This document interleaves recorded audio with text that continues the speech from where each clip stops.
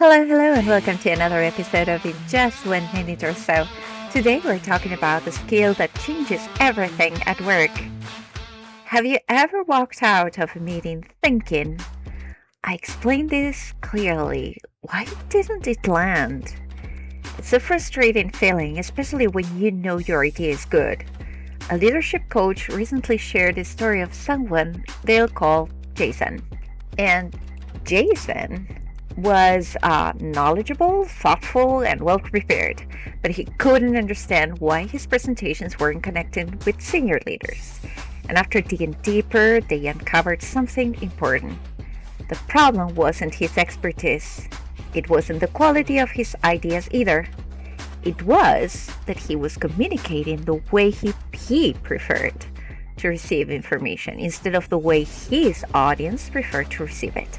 And so Jason liked detailed analysis, facts, context, collaboration before making a decision. But the executives he presented to, they wanted the headline first. They wanted confidence. They wanted a clear recommendation and the fastest path to a decision. So Jason admitted that being that direct doesn't feel like me, he said. And that's something many of us can relate to. At work, we often assume that if something feels uncomfortable, it must be unauthentic. And discomfort actually isn't the same as being fake. It's often a sign that you're learning. Think about the first time you drove a car, or used a new software program, or spoke in front of a group. It probably felt awkward. You had to think about every step, and now you barely think about it. So communication works exactly the same way. Being concise, speaking with confidence, managing difficult conversations, presenting to executives, giving constructive feedback even, these aren't personality traits. These are skills. And skills improve with practice.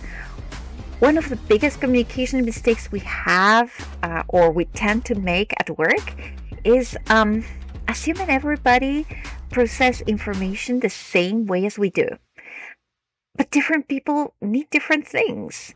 And some people want details, others want the bottom line first. Some appreciate collaboration before making a decision, true, but others value speed and decisiveness and really recommendations on that. So great communicators don't change who they are, they adapt how they communicate so that their message is easier for others to understand. That's not manipulation, that's empathy. So here's a practical challenge for you in your next meeting. Before you speak, ask yourself one simple question. What does this audience need from me? Do they need details? Or just a key takeaway? Would they rather hear the recommendation first or walk through the evidence? That little shift can completely change how you message or how your message is received.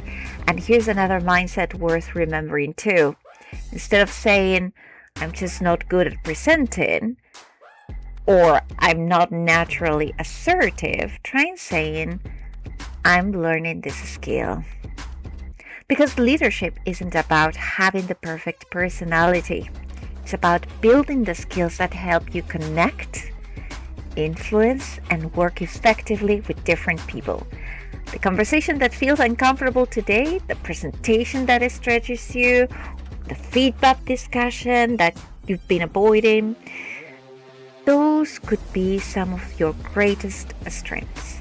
Because growth rarely feels comfortable in the moment, but with practice, what feels difficult today may become second nature tomorrow. And that might be the skill that changes everything. Thank you so much for joining us today, and see you in the next episode.